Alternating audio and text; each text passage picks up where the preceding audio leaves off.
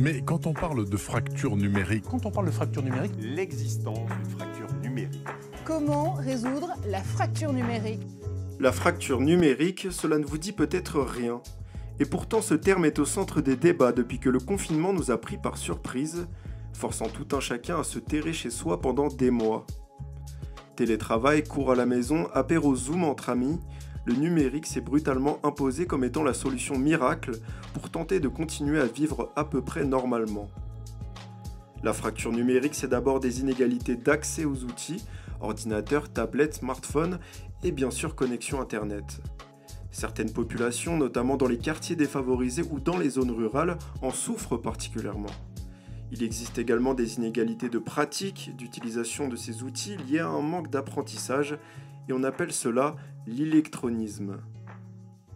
L'imaginaire collectif veut que nos parents et nos grands-parents, nos oncles, bref, ceux qui n'ont pas grandi avec un iPad dans les mains, soient les plus touchés par ce phénomène. Alors ce n'est pas forcément faux, loin de là, mais ça, on le savait déjà. En revanche, si je vous dis que 3% des jeunes de 15 à 29 ans, environ 200 000, sont concernés par l'illettrisme numérique. Et oui, ce n'est pas parce que l'on sait poster des photos sur Instagram que l'on est forcément capable de remplir un formulaire sur Internet, quel qu'il soit. L'État souhaite numériser la quasi-totalité des démarches administratives d'ici 2022, mais que propose-t-il concrètement pour aider les jeunes ?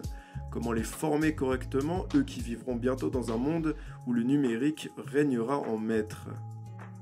Si vous souhaitez en savoir plus sur le sujet, je vous propose de découvrir mon enquête qui sera disponible d'ici mi-décembre.